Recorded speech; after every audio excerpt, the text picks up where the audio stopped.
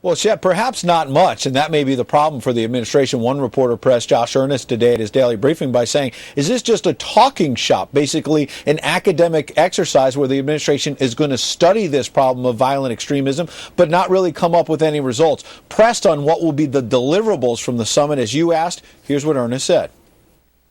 I think there will be a number of things that are important about this summit. I think the thing that I find most interesting is that there are already in local communities across this country coordinated efforts to counter extremist messaging that's aimed at vulnerable youth.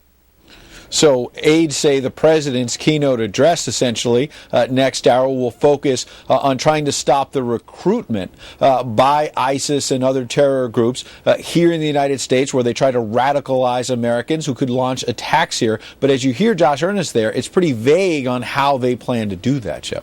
Some critics have suggested that they want more action on the part of coalition, especially the United States. What sort of action are they talking about specifically? Well, Republicans are saying, look, it's great to do what Josh Earnest was saying. It's also good what Maria Harf was suggesting. She got some heat over the State Department for saying, look, let's find them jobs. Retired General Jack Keane says, sure, fine, economic opportunity can help prevent the spread of terror. But what Republicans are saying is what you really need, the key piece here, is more military power to actually kill a terrorist. Listen.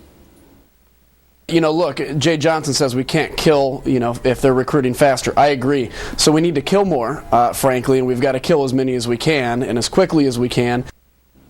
Now, to give you an idea of the stakes, later this afternoon, the United Nations is going into emergency session to discuss ISIS and Libya. Important to highlight, because this shows that ISIS has expanded far beyond its original base of Iraq and Syria, now into Libya and other countries as well. Ed Henry at the White House. Thanks very much, Ed. Let's bring in Stuart Holliday now, former U.S. Ambassador to the United Nations for Special Political Affairs, including counterterrorism. Also served as intelligence officer in the United States Navy. Ambassador, good to see you again. Thank you. Good to be here. Everybody says too much talk, not enough action, and then you say, well, does that mean ground troops? And almost to a man, with a couple of notable exceptions, they say, well, no, of course not ground troops. So it's just all political yakety-yak, it seems to me. That if there's an easy solution, it seems like somebody would have come up with it by now. Well, the political will isn't there for committing ground troops absent some sort of unfortunate activity here in the United States. I think that's the threshold. But this is an imminent threat, and I think having this conference is a little bit like having a sort of a fire prevention seminar while your kitchen is actually on fire. And there's some immediate threats, as we've seen, that need to be addressed through more robust means. Of course, our kitchen isn't on fire. Nothing has happened here. Some of our people have been killed, and it's awful, but is the solution putting in ground troops? The conventional overriding wisdom seems to be from the United States at this point, no. So what needs to be done? They shouldn't be talking about this, or they should be doing what exactly? Well, in the long term, you have these issues of jobs, of alienated youth. These are things that are, in fact, even President Bush talked about these things. But what we have is large swaths of Libyan territory now unchecked. This is right across the Med from Italy. They talk about on to Rome. Well, Rome is significant for two reasons. One, it's obviously where the Vatican is, but it's also, Libya was an Italian colony.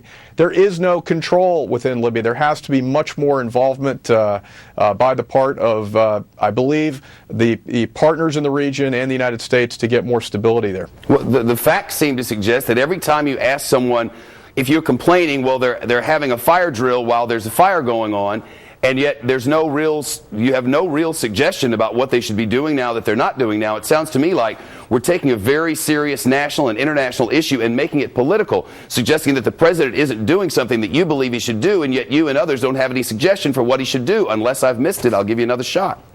Well, you saw General Sisi and the Egyptians responded, in Libya, I heard the United States not very happy about it at all, because they're that's what they've said. The Pentagon itself, not the political leaders, but the Pentagon has said, hey, slow down over here. We've got a huge mess that could blow up into something awful. The same reason they give for not wanting to put U.S. troops in on the ground. This could become something that is uncontrollable. Well, if you ask me, Egypt's our first line of defense over there in that region. We've trained many of those people, and I think what they can do, what we can do with others in the neighborhood, with Morocco, with other partners, there's got to be more we can do, and I think it's more than just talking. Because everybody says there ought to be something more we can do. Every single solitary American agrees with that political talking point, but no one who has that political talking point, except for John McCain and Lindsey Graham and no others that I've heard, has no other solution except what we're doing right now. It's just they don't like the talking part. Well, I think we're getting to that stage. I mean, these images from ISIS across the board that you've seen, I mean, the fact that there may be an American involved, I mean, we're getting to the point where there's going to be more support, certainly for more airstrikes, and possibly for more direct involvement. Wait now, because the military leaders, not the political leaders who everybody's complaining about, the military leaders, whom everybody seems to be in love with, the military leaders say we're striking every target that's available.